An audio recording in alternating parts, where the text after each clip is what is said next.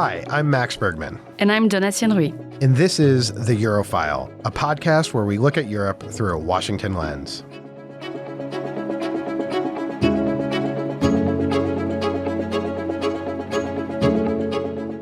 Welcome to another episode of The Eurofile. Today we will discuss the state of Turkey's democracy after the jailing of Istanbul's mayor just days before becoming presidential candidate. We will also cover the latest European Council meeting and a new EU white paper for defense.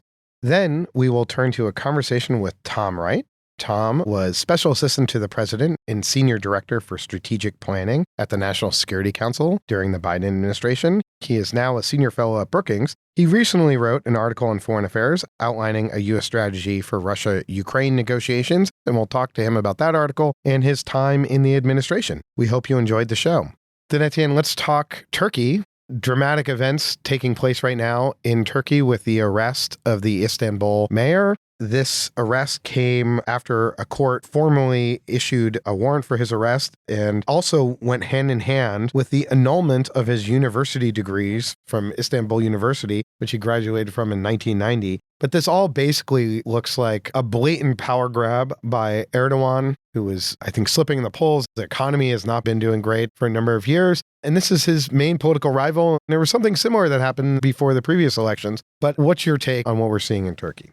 Yeah, a lot coming out of Turkey. My overall take on this is just one step further away from what Turkey used to be as a democracy.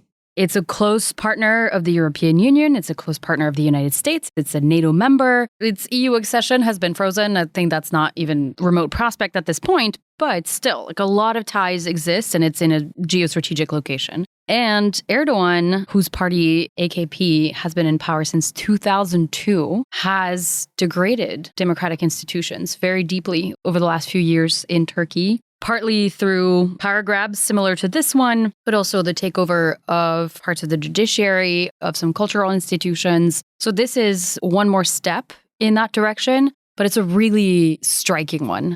It's funny because I feel like when you cover Europe, when there's usually some kind of quote unquote scandal around university degrees, it's some like plagiarism charge in Germany or something like that only Germans care about because they care about that very deeply. Understandably so. Of course, we care about plagiarism. It's bad. But in this case, it's critical that his degree was annulled by the university because having a degree is a requirement to be a presidential candidate in Turkey. It's just kind of interesting that this was annulled according to some, forgery charges, and he transferred to a department under weird circumstances. Anyway, it all sounds very shady. And then after that, some corruption charges came up as well and terrorism charges. And that's a classic Erdogan move, charging terror against opponents. Obviously, we've seen this with the pro-Kurdish party in Turkey, but this is just one more step. What's interesting to me as well is that the election, the actual presidential election, is scheduled for 2028. We are talking about 3 years from now. But this Sunday, which followed the arrest of Ekrem İmamoğlu, the mayor, was supposed to be the date where his party, CHP, was going to pick its candidate for this presidential election. So it was a primary, and they tried to just basically get him out of circulation before that.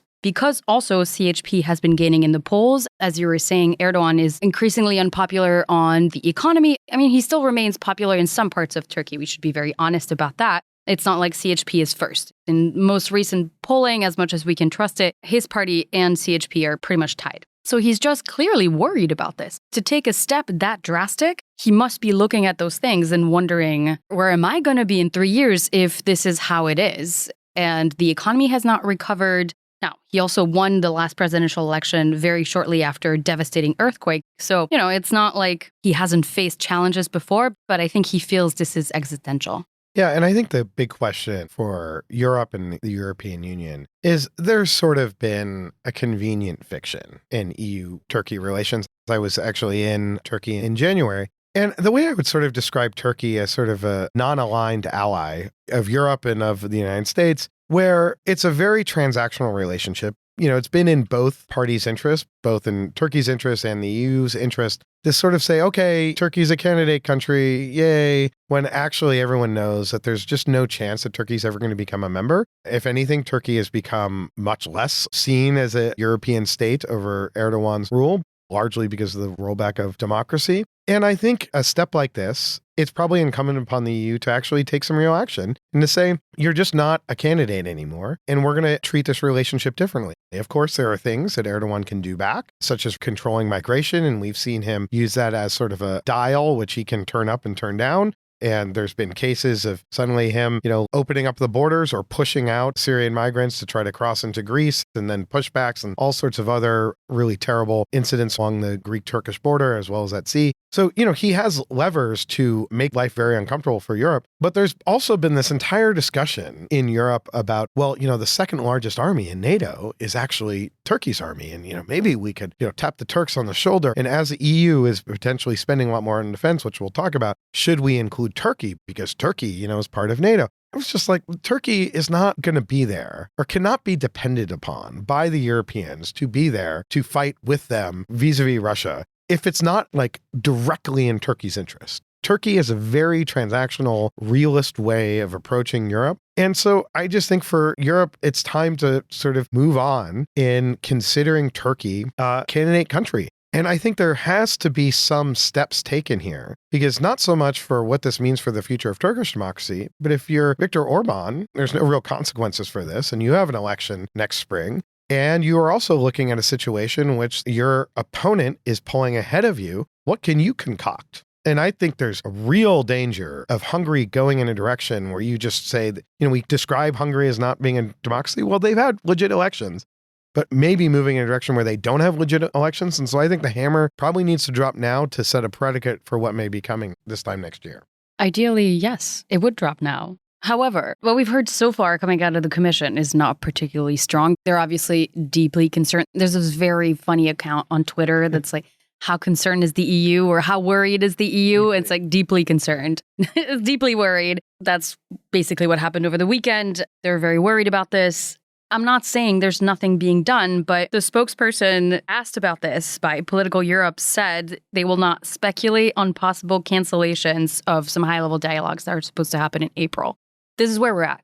The hammer would be, we're not talking until he's free, until he's out of jail, and we can see proof that there's credible allegations of corruption and terrorism against them. There's also a lot of economic leverage that the EU has. I mean, the Turkish economy is a total mess.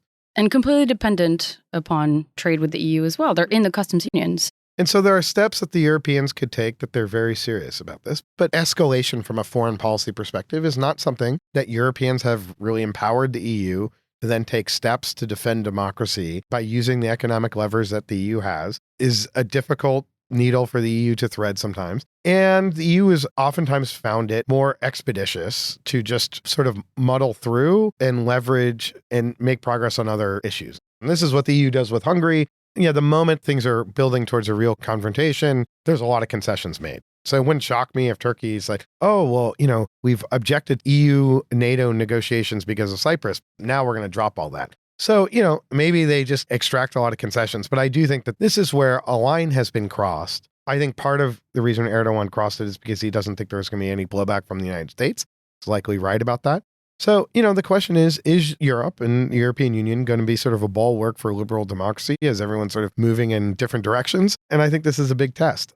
Just one last point on this. It'll depend also on what happens in the next few days, because the escalation has been pretty intense. We've seen hundreds of thousands of people protesting. In Turkey, over 1,000 have been arrested so far, including journalists. So I think those areas are potentially where we could see the European Union becoming a little more vocal if the crackdown continues. It'll depend on what Erdogan does. But yes, they have their eye on a lot of different balls, and I don't know that this rises to the very top. Well, at the very least, and this is maybe a transition to the EU defense white paper, is that this should be, I think, a moment where the EU has to realize, like, okay, it can't really rely on Turkey to come to its defense when Turkey's moving in this direction. But the EU is suddenly taking defense a lot more seriously. This white paper that came out, I think, is an important step. Maybe I'll outline it. The major announcement from the EU, there's sort of two big pots of money that have been announced. One is what Ursula von der Leyen described essentially as a 650 billion euro pot. It's not really a pot. It's basically to enable European member states that they can spend more on defense and it won't count to the Stability and Growth Pact,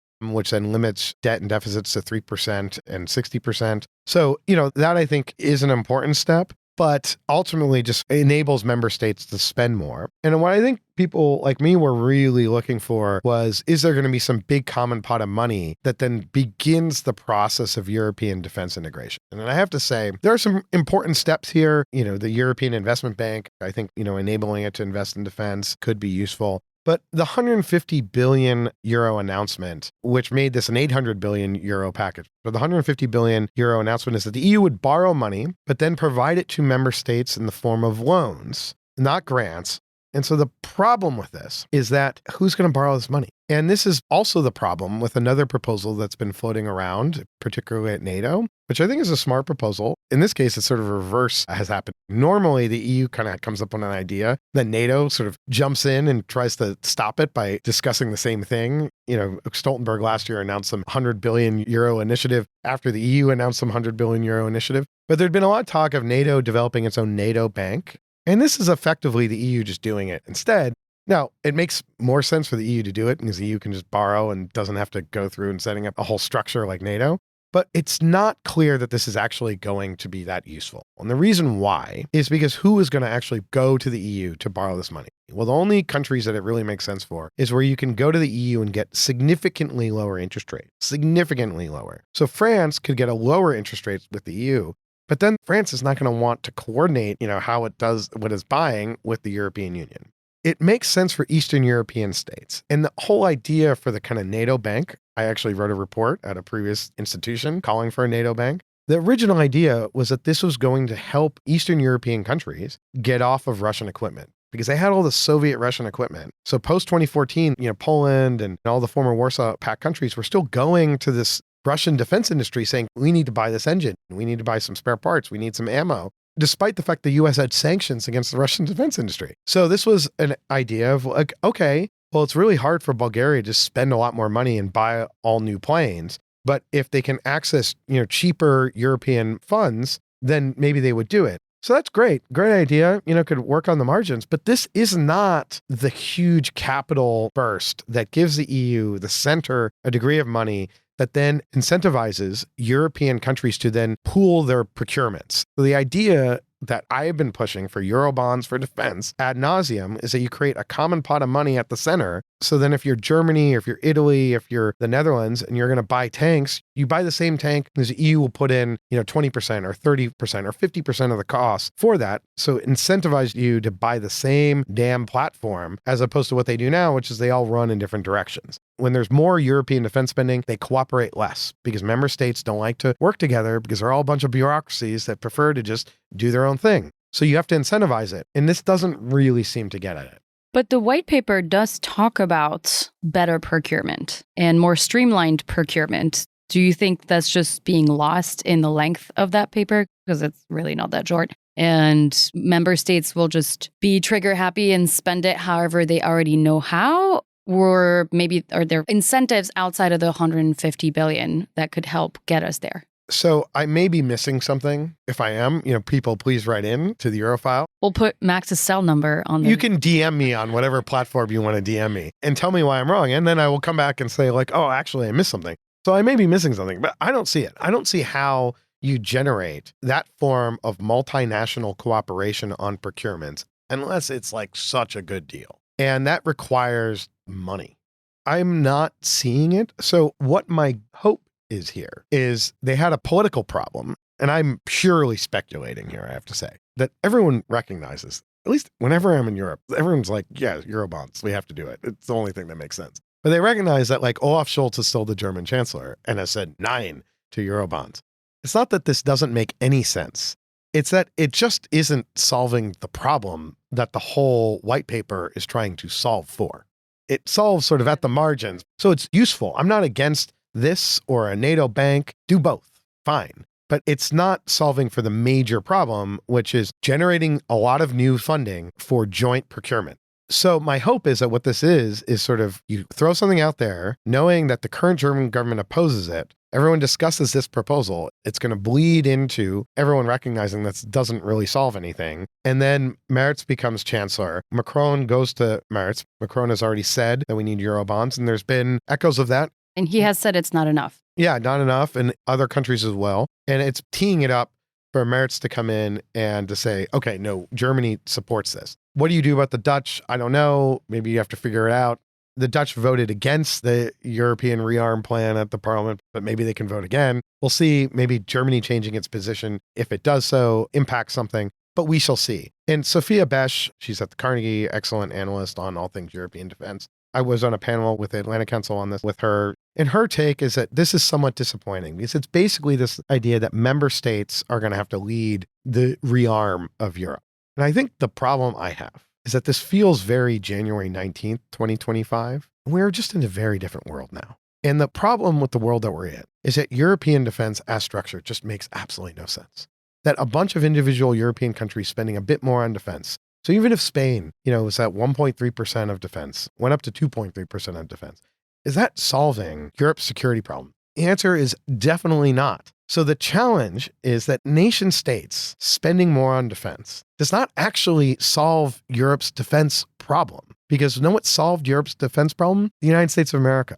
So what you need to figure out is how to actually integrate your efforts so that you can at least deter Russia and begin to replace the combat capacity of the United States. And that requires not everyone just doing their own damn thing. It requires an entirely different new way of approaching this. To give the commission some credit, it's very hard for them to just suddenly say like, okay, we're going to go back to the 1990s and pull back all the plans we have for a European army and European defense. But that's kind of where I think the headspace needs to be. So there's really good initiatives here on the defense industrial side. It needs money. But then you also need to start thinking deeply and creatively about how to structure European defense going forward. I get it that it might be hard for the commission to go back to the 90s, but I think it's really surprising that a plan comes out of the commission that is putting so much emphasis on the member states, when we know that Ursula von der Leyen has also tried to really elevate the commission, put herself at the center of these conversations. She was defense minister in Germany before. She should know these things. And the lack of ambition is kind of interesting. I think a broader point too, maybe a few final thoughts for me is like, this was obviously part of this European Council meeting where they discussed so many different things having to do with the current foreign policy environment. Defense was one of them. They also talked about multilateralism and migration and the Middle East and Ukraine. And they're trying to do so many things, but it's really hard to be the backup cop of the world when we are past January 19th, as you were saying, and there's so much going on. And I get it. There's big ambition, and I think it's fantastic that we're hearing all of this out of Brussels. But if their approach is going to be something like this Rearm Europe plan, hoping that maybe some member states will, up the ante a little bit, we're not where we need to be on these things.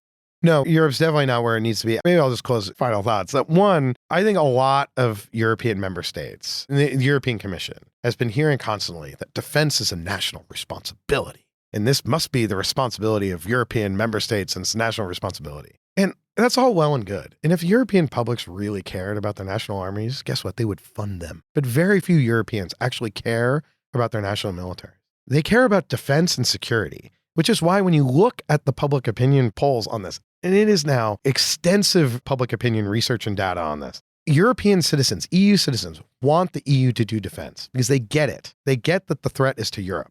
And they don't think this structure makes any sense at all, that if Spain were to invest and buy some fighter jets, if Belgium bought a 7th or 8th F-35, that's really making a huge difference. So they get that there needs to be a major reform. The problem is member states don't want to give it up. And you have all these national defense ministries that they see what happens to their other ministries, that once the EU gets in, their power gets lost. And I worked in a bureaucracy in the State Department. No office wants to lose any control. And that, in some ways, is what has to happen. There has to be a radical rethinking here. And it would be great if this didn't have to happen and the United States was still there. But do you think that the United States is going to be there? And that's the question that Europe has to ask itself.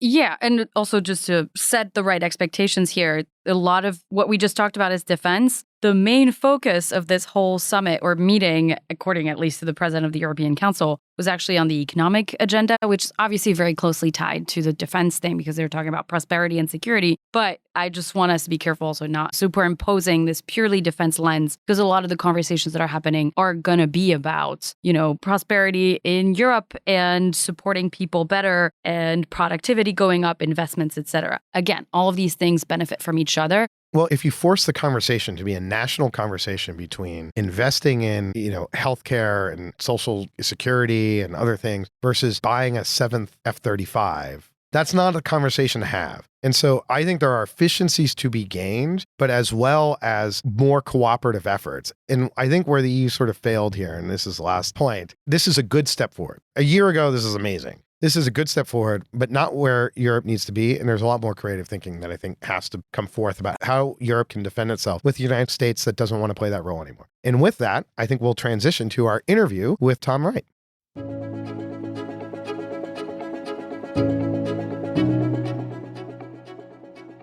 We are thrilled to welcome Tom Wright to the Eurofile. Tom is a senior fellow with the Strobe Talbot Center for Security, Strategy, and Technology at the Brookings Institution. He most recently served as Special Assistant to the President and Senior Director for Strategic Planning at the National Security Council in the Biden administration. At the White House, he worked on a wide range of projects and issues, including the 2022 U.S. National Security Strategy, the Russia-Ukraine war, U.S.-China relations, European security, and countering the growing alignment between U.S. adversaries and competitors. Tom, welcome to the show. Thanks. It's great to be here. So we should preface at the very beginning with the fact that we are recording this episode where we're going to talk about Ukraine-Russia negotiations on the day where information is coming out from those ongoing negotiations, and the podcast will be released a couple days after this conversation. So a lot might change. So Tom, maybe we could start by talking about the piece that you wrote in Foreign Affairs about the prospects for U.S.-Russia negotiations for Ukraine. How do you see the current state of play? Do you think there is a potential deal to be had? And how do you see kind of Russia's intentions of this? And maybe you could sort of talk about how you see the broader idea of negotiations and whether that's something you think the Trump administration is right to try to pursue. Thanks. Of course. Happy to. I mean, I think there's a lot going on, right? I would start by sort of saying that we always thought that 2025 would be a year of negotiations, whether Trump was elected or Harris or even earlier, Biden had been reelected. It was always likely there would be some effort to try to resolve the war this year.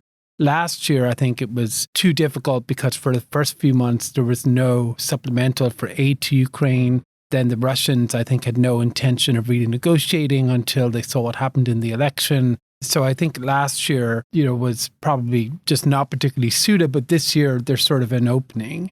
Now, there's multiple sort of problems. There's the territorial question, of course, that's gotten a lot of attention. But to me, I think, and to many of us, the largest problem was not that, right? And it wasn't Ukraine. The problem was Russia, and it was Russia's objectives, which remain very maximalist, a desire to sort of dominate Ukraine, to have a neutered Ukraine, that not just a neutral Ukraine, one that can't really defend itself, can't really deter a future Russian attack, that is sort of under the influence of Moscow to some degree. And that is something that's totally unacceptable to Ukraine and is or was and should be unacceptable to us as well. So the question is, the problem diplomatically that has to be solved is how do you convince Putin to accept something in negotiations that he's currently opposed to?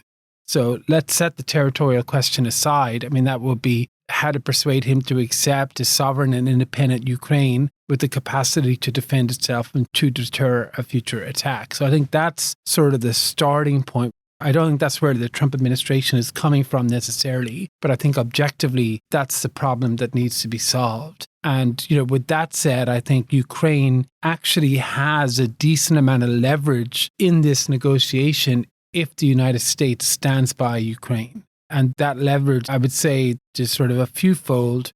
First is that Russia's taking over 1,500 casualties a day, over 700,000 in total since the war began, but 1,500 a day sustained for some time, that I think puts enormous strain on their ability to continue the war indefinitely.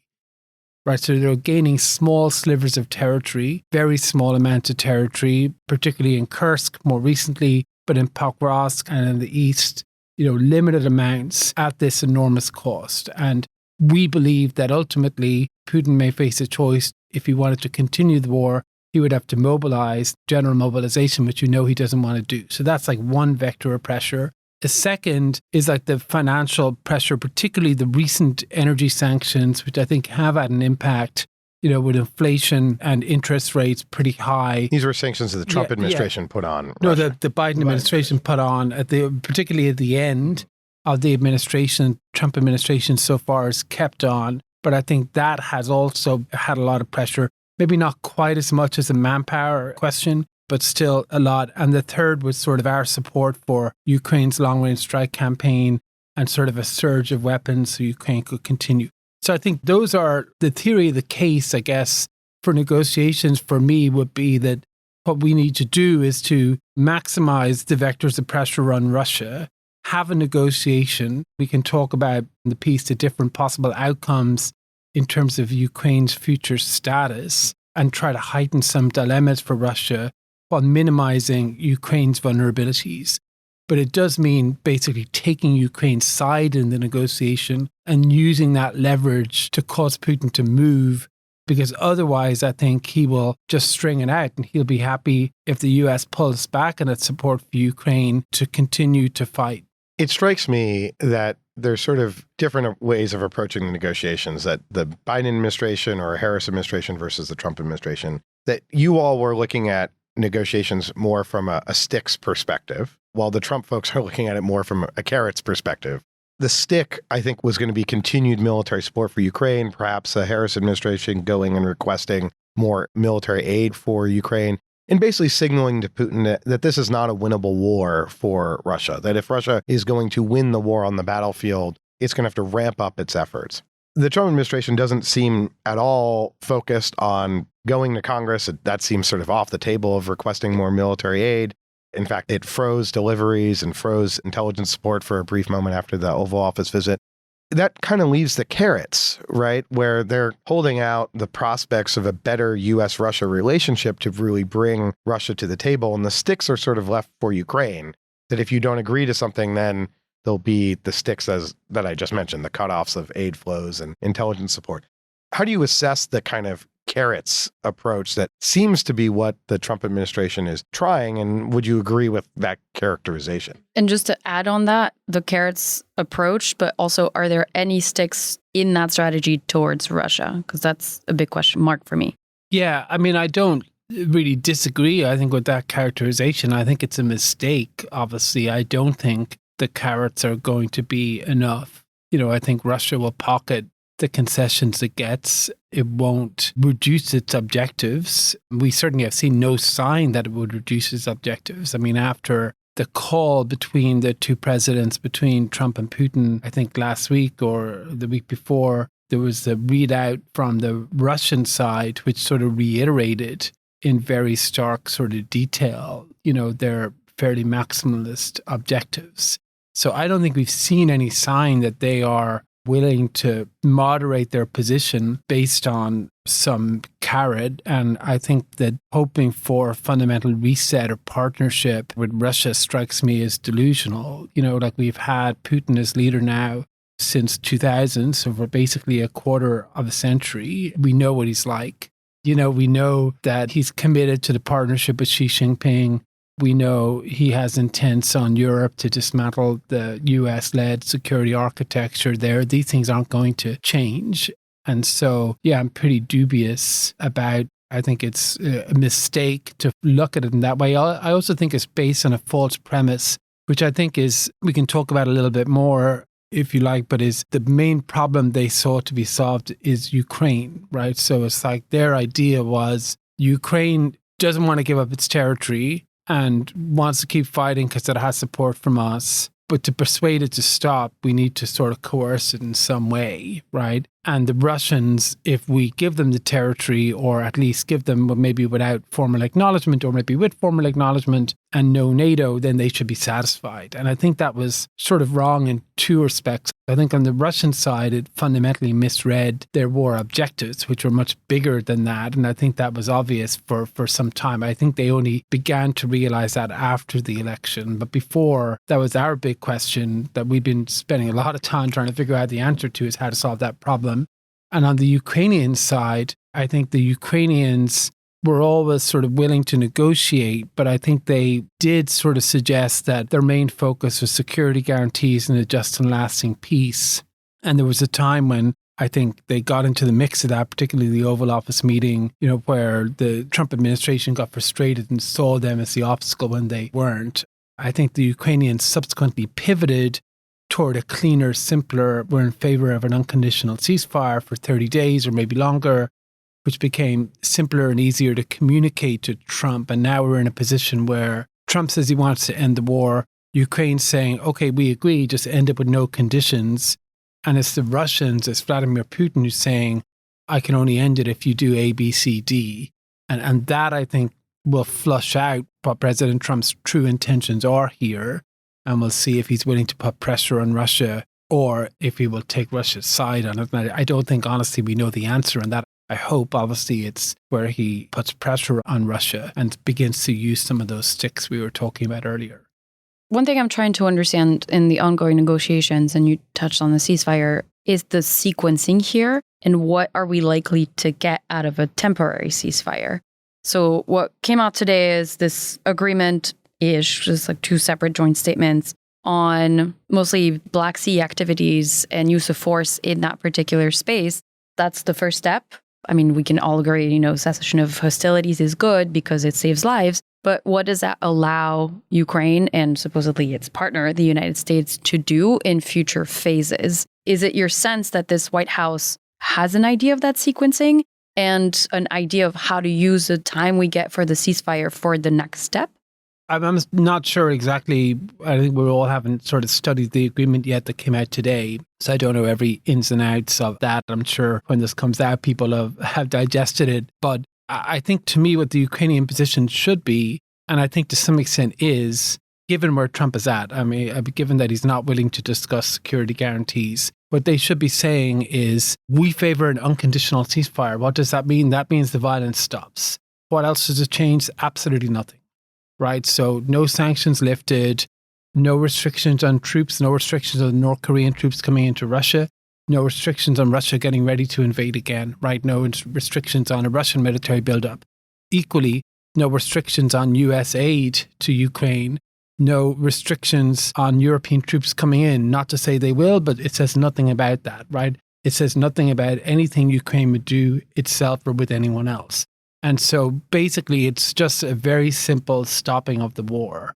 And that, I think, actually works out to some extent for Ukraine. Now, it is true that Russia will probably prepare for another round. It is true it is not a just and lasting peace. It is also true that a just and lasting peace is not really on offer at the moment because the United States is not willing to think about a US security guarantee for Ukraine, something I sort of favor. And I think there may be a pathway toward NATO or something like it. We can talk about that too, but I think there's, that is an option, but it's not one they're going to go for. So in the world that we live in now, I think calling for just an unconditional cessation is something that could work for the Ukrainians, and in the negotiation flips the script to an extent, with the Trump administration, and could put pressure on Russia. Now, I also agree that Witkoff and others have said it won't be unconditional, that they're trying to figure out what conditions that are being insisted upon by Russia that they can accommodate to persuade Russia to stop. And, I think some of those are almost certainly likely to go too far. But I think for those of us, on the outside, I think it's important to point out that these are conditions that Russia is insisting on, that the administration is conceding to them to get them to end. And we have to assess whether or not those go too far or not. I think in terms of sanctions relief, very narrow sanctions relief on agriculture, if it's reciprocal, including like more access for Ukraine, that would be one thing, right? If it goes further to include SWIFT or broader financial sanctions, that's a completely different thing. And I think we're still sort of learning about what they have in mind on that. Let's maybe talk about the security guarantees question, because that seems to be where Ukraine, very insistent on security guarantees, particularly U.S. security guarantees. And it strikes me as perhaps this is where the Ukrainians were kind of both misreading the room here in Washington, and maybe that's misreading the room both in this Oval Office, but perhaps in the Biden Oval Office as well. It strikes me as a real struggle for the United States to guarantee Ukraine's security when it's either in a temporary ceasefire or, not a permanent and a lasting peace with Russia, but in kind of a state of active conflict. How do you see the security guarantees question? Is that something that the Biden administration, was considering? How was that conversation going, and where do you see it? Yeah, I mean, look, I think they've always been very insistent on NATO, and sooner rather than later, and in increments if necessary. So an invitation and I know broadly on the external community side and think tanks and others, there was broad support for that. I think we were not in favor of that when the Biden administration was in office. I think one reason was we were in favor of it in the long term, as an objective, but not like to happen right away. And I think it was impossible to do right away because, ultimately this war would only end when Russia chooses to stop it, right? If Ukraine took back all of its territory, Russia could choose to continue to fight, right? It's not a race with a finish line that then it's over. They can just choose to continue to fight if they could go back to territory, which would be very difficult for Ukraine to do. So you've got to persuade them to stop. So, if we said the minute the war ends, we're going to bring Ukraine into NATO, Russia could choose to continue to fight if we didn't have pressure on them, right? And if we brought them in anyway, then we will be at war with Russia because Article 5 would apply. And, Russia's bombing Ukraine every day in territory that Ukraine does administer. So it's bombing, not just the areas it occupies, but also the rest of Ukraine, like Kyiv and in the west of Ukraine. I think that was sort of the problem. I do think that there are different models broadly for thinking about like Ukraine's geopolitical status. Like one is a security guarantee with NATO, right? Or a bilateral treaty. Another is, what we call like the Israel model, what I call in the piece the Israel model, where we would support Ukraine having a national deterrent with external assistance. So with our continued cooperation, that would include an offensive capability, not just a porcupine. It would mean they have long-range missiles and the like.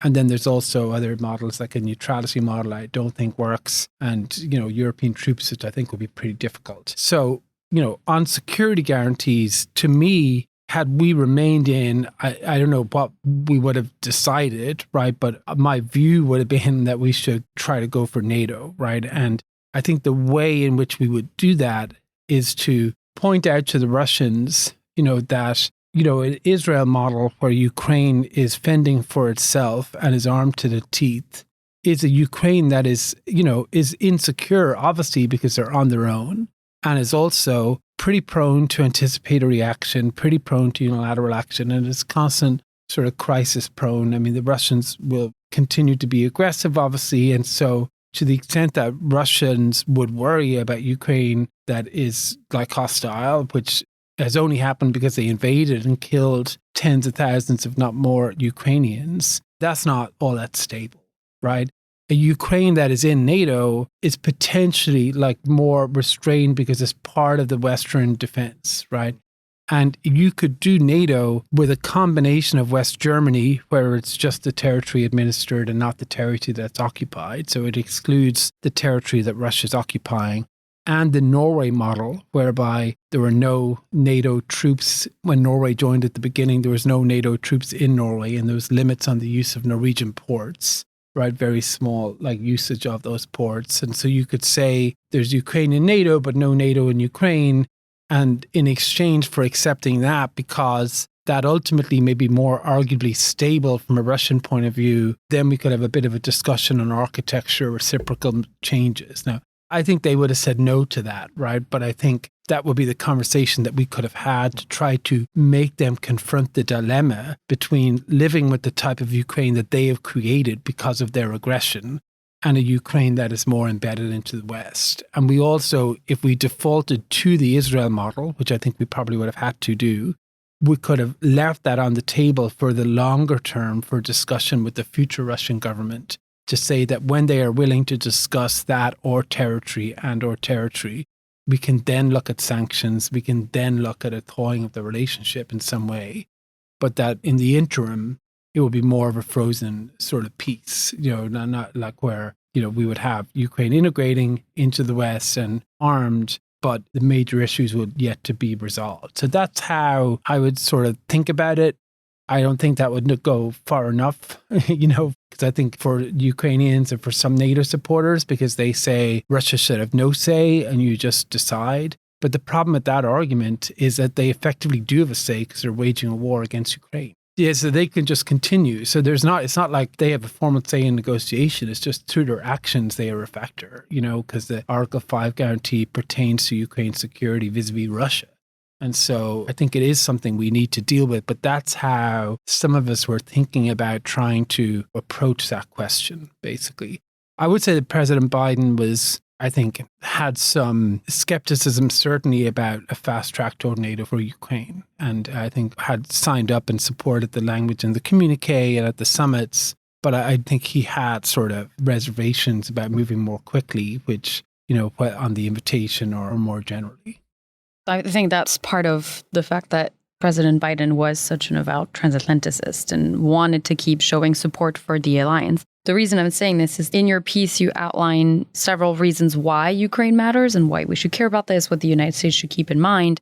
One of them is the effect that this has on European security as well, including allies that do spend 2% of their GDP on defense. And hopefully that would be an argument for this administration.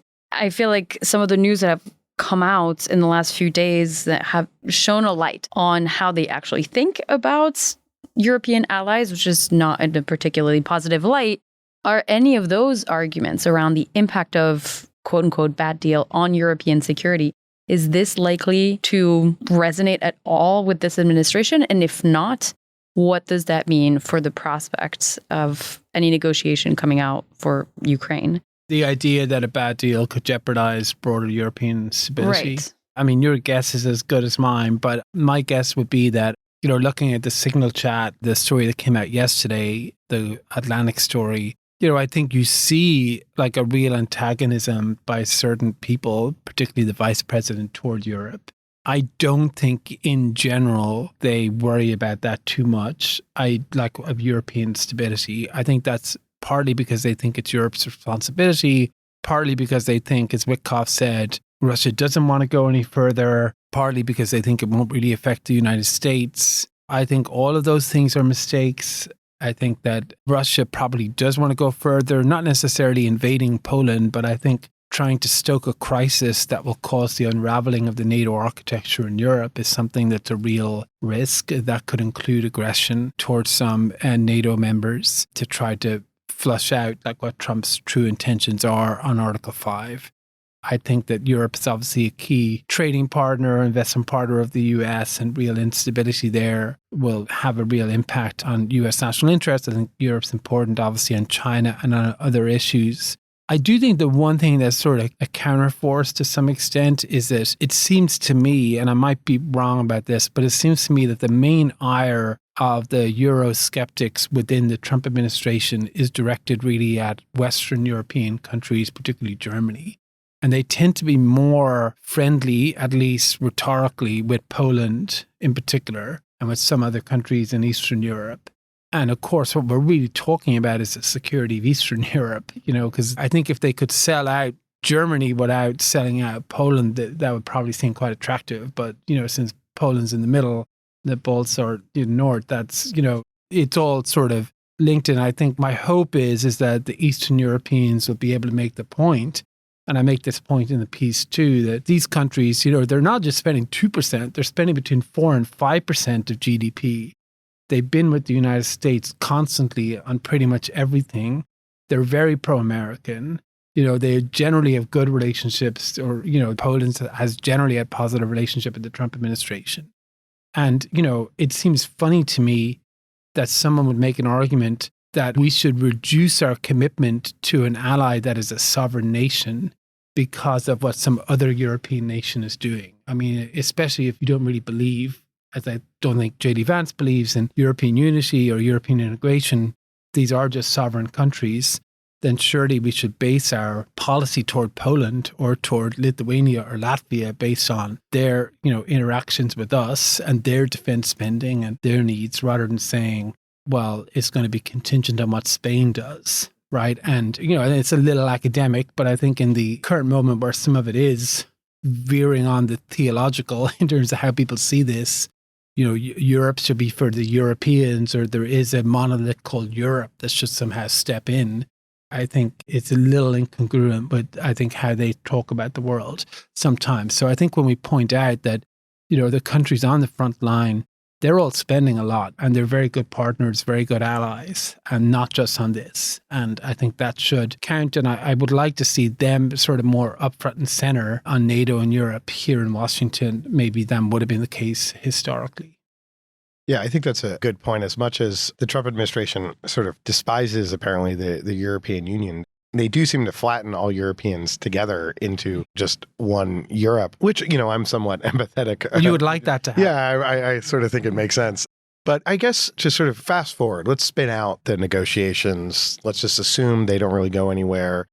It does seem to me that the Trump administration is not that interested in supporting Ukraine. In a lot of the writings and other work that were done by many of the people that are coming into the Trump administration or there now, sort of prioritizing China and in Asia, and really sort of wanting to wash their hands of this war, leave it to the Europeans. I guess, how do you see this going forward if, let's just say, the United States pulls back? And it's basically Ukraine is sort of has to fight on its own with whatever Europe can muster. Do you think Ukraine can hold out? Because, if I was Putin, I would say, okay, America is going to walk away. They'll be sidelined. We can win this war. There's a light at the end of the tunnel. Let's just keep going. How do you see the prospects for Ukraine should talks fail?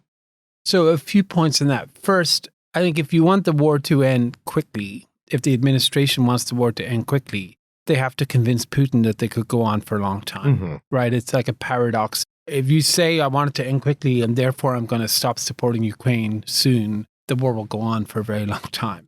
Because the main pressure on Putin is his cost that he would need to pay, particularly on any type of mobilization, to continue the war indefinitely. And so I think it's important that they send that signal. And I worry that they've never really talked about that, right? They've focused on tariffs, which of course don't apply at all in the case of Russia, or on sanctions, which are helpful to some extent, but are not the main point of pressure. So I worry about that. Now, if they pull back anyway, right? Now, so Trump could say, when it becomes clear that Putin is the problem, he could say, well, we're going to help Ukraine, right? And it is actually sustainable to do so, especially now, right? Because we had a couple of problems on helping Ukraine, not to be too retrospective about it, but just on this narrow question. They didn't, for a while, have a really sophisticated defense industrial base. They weren't producing a lot of drones and other things. So they were relying on our stuff. Right now, they have a lot of their own stuff. So they rely on us for certain things, especially air defense and gimbalers, but they have a lot of their own stuff, which substitutes in sometimes the drones for artillery or for other long-range strike. They can do that with their own indigenous capability. So that helps. The other thing that we had as an issue was that the Ukrainians never really wanted to hunker down and fight a defensive war. We sort of had two different theories of the case at a certain point after the counteroffensive of 23. We thought have moments, opportunistic moments to take back territory, limited targeted, attacks. But ultimately, it's about putting pressure on Russia to make it unsustainable for them and to have, when the time is right, a negotiation to do that, right? And the Ukrainians were frustrated with you guys because they were hoping for kind of a grand strategy for victory. We thought that was a strategy for victory, actually, because they, especially, we got 700,000 rounds of 155 munitions for the counteroffensive and it didn't work. And so if we were going to do the counteroffensive again, we didn't have, so the 700,000 rounds don't exist, right? And we wouldn't be able to produce them sort of in time. Some of the things they would ask for in the victory plan, we just didn't have, so I think they thought we had just gargantuan amounts of all of this. And even when we'd explain that it was more limited, that was just, we're broadly aligned and pretty much on most things. But I think they thought we had more stuff to give than we were able to give. But anyway, the point I'm making is that we had sort of two slightly different versions of theories of victory, right? Our version was, we helped them, including going on the offensive. But it's really about putting enough pressure on Russia so that the Russians will see that this isn't really sustainable. It won't work. And then when there is a negotiation, we can use the considerable leverage that we have together to force them in or to push them into a deal that will guarantee a free and independent Ukraine, sovereign Ukraine with the ability to deter and to defend. The Ukrainian theory of victory was sort of the knockout blow theory, right? We do something big like Kursk or some big sort of strike somewhere, and that will, create this cascading effect that will cause like Russia's collapse, right? It will lead to a broader victory. We deferred to them on a decent amount of that, including on Kursk, right? But we always were skeptical that that was going to be a game changer. And I think that desire for a game changer came out of their frustration, obviously, about fighting a very long war and paying the cost of that, right? But there's also an objective reality, which is like, will that work? I think now we're out of that because, it's more of a question because of sort of the limited support the Trump administration is giving. I think it is more by necessity just about doing the defensive thing. And that, I think, it's still difficult to resource, but it's doable to resource. If you're trying to show that there's an asymmetrical attrition strategy to impose a cost on Russia that's far greater than anything they will gain. So the question, it's a bit of a convoluted answer, but the point is that it is sustainable from a U.S. national interest point of view, financially and militarily, to do that. That is not unsustainable. That is something that we can do if we choose to do it. And so the Trump administration could choose to do that. But let's say they don't. Can the Europeans do that? No, probably. I mean, it will be hard on certain things. They can make a difference and they should do everything they can. But if you think about things like air defense, interceptors and systems, or gimlers or other things, I think there are certain capabilities that I think they would need to buy from us, and the administration could just refuse to sell them or sell them under USAI rather than through drawdown and put Europe and Ukraine at the back of the line, not at the, just where they come in on the line, which is probably about 2 years or 3 years wait. I think to answer, not to dodge your question, I think to answer it directly, what will the effect of that be? I don't think Ukraine will collapse. I do think more Ukrainians will die and there'll be a higher cost. So there'll be more pain, there'll be more marginal Russian gains. It won't be enough for Russia to get out and out victory, at least not, I think, in 2025. I think, European support will help. I do think there are some things the Trump administration could do to really cut off any cooperation and Starlink and all of that would have a big impact. I hope they wouldn't do that. So I think what we're talking about would be just no more supplementals or no more assistance. So I do think Ukraine will survive that, but I think it will be very high cost. I think it will also reduce the pressure on Russia to end the war. So it makes it a lot less likely, that the war will come to an end. This is where, for Europe, I would say they should test the Trump administration's intentions. That if you want Europe to pick up the tab in the bag for supporting Ukraine, and for Europe, they should swallow some pride, buy some of our 155 production or other assets, and then to test to see whether the Trump administration is willing to sell. I agree. I mean, I think the money is there too. I think I worry less about the money piece and I worry more about the supplies piece, right? So I think it's less about would Europe have the money to do this? I think it's more, is there the military equipment and assistance there to meet this? And I think that probably has to come from here. If I was a European leader and I was trying to figure out how to solve this puzzle, I would probably, if they're negotiating with Trump, sort of say, look, you don't want Ukraine to collapse because they don't have enough stuff. You've acknowledged that this is Putin's fault, that this is continuing. So we will pay you either from European funds or from the sovereign assets, which, by the way, we believed they could do that legally and justifiably take the principle. I still think they can do that if they want to. And say, we need certain things and to lay it out, like 155 and maybe air defense and some other stuff, and have him basically instruct the Pentagon to agree to sell that immediately to, through drawdown to Ukraine. So I think that's how, in the break glass scenario, right, that will be one way to do it. I do think that the United States will probably have to confront the reality that U.S. support is, to some extent, indispensable to Ukraine, to some degree. Not on everything, but in certain key sort of areas. Maybe just one final question to kind of reflect on where Europe is and the Biden administration's approach to Europe. It was a major part of the administration's legacy about strengthening NATO, about making NATO stronger. NATO expanded, Sweden and Finland. But it strikes me NATO's in a very precarious moment, given where the Trump administration is. I mean, how do you sort of reflect back on kind of the administration's approach to Europe, its engagement with the European Union, its focus on NATO? How do you sort of reflect back? Yeah, I mean, I'd need to probably take some time to truly reflect on it, but I would say, it wouldn't surprise you to hear me say I think we did reasonably or fairly well on it. I'm trying to think about it to be self-critical and say, knowing what was coming next, what could we have done differently? But if you look at the amount that Europeans spend in defense, the increase in European defense spending was greater in the Biden administration by a long way, significant amount, than it was in the first Trump administration. The numbers, also were better. Like there were 9 at 2% at the start. There were 23 at 2% at the end. Europe, despite what President Trump says, spent more on Ukraine than the United States did. So there was real sort of burden sharing there.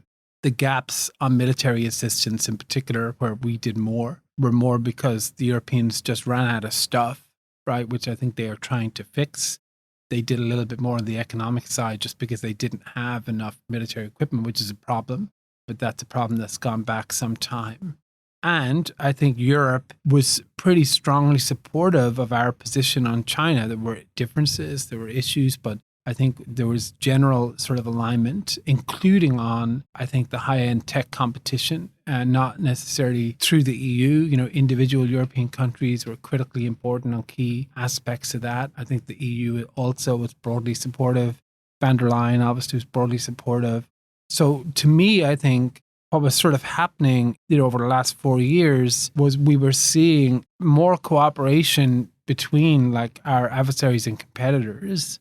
And we were trying to limit that, trying to push back on that, but also building up our situation of strength holistically and growing the connective tissue between our allies in the Indo-Pacific and in Europe to have sort of a shared sort of agenda to shape the international order after it sort of, I think, the post-Cold War order basically ended, over the last sort of 10 years or so, or maybe 7 or 8 years or so. And so I think we did that. What I worry we're doing now is thinking that we can maybe split up our adversaries and competitors, which I don't think is doable, while going after our own allies and partners, and making that bloc weaker in ways that I think we don't fully anticipate the effect, So I think they don't fully get if Europe's not fully there on China or not really aligned, what impact could that have? What impact would it have on our semiconductor controls on China if the deal with the Netherlands and Japan fell apart, for example, or if the EU began to be a lot less cooperative on some of that stuff. So I worry about it, but I think that's the big question. Yeah. For those in Washington thinking they can sort of split Russia and China, it strikes me that many in Beijing are probably thinking they can split Europe and the US, and they may be more onto something than the other way. Yeah, around. I mean, I do think Europe will be fairly responsible and strong on China for its own reasons, right? I also think that there is no real prospect of Russia-China split, certainly under Putin and Xi Jinping. I think anyone who thinks that, it's completely delusional that will be possible. I think Russia may pocket some of the gains. I also think, by the way, that if you try for a real thaw between Russia and the US, you could really accelerate Russia-China cooperation. I'll give you one specific example. We have sanctions at the moment on Russia, obviously very significant financial sanctions.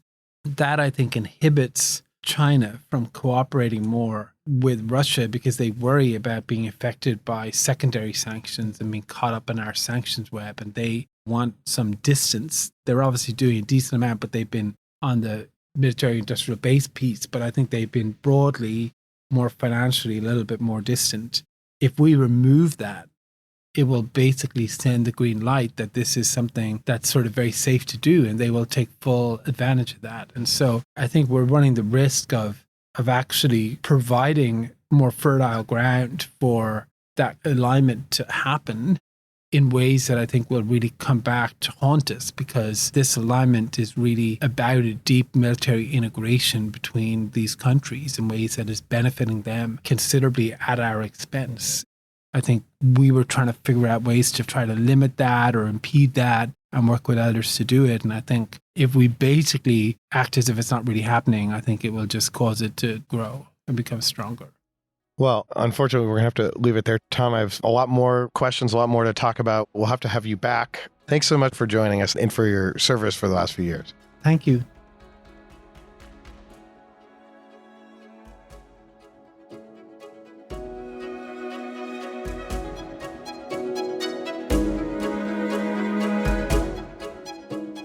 That's it for today's episode. As always, if you enjoyed the show, please subscribe and leave us a review wherever you get your podcasts. You may also be interested in our sister podcast, Russian Roulette, which covers the latest on Vladimir Putin's Russia and the ongoing war in Ukraine. Our thanks to our producer Shannon Young, Otto Svensson, and Lexi Linnefelter for coordinating and researching this episode. We'll be back soon with another assessment of Europe through a Washington lens. Until next time.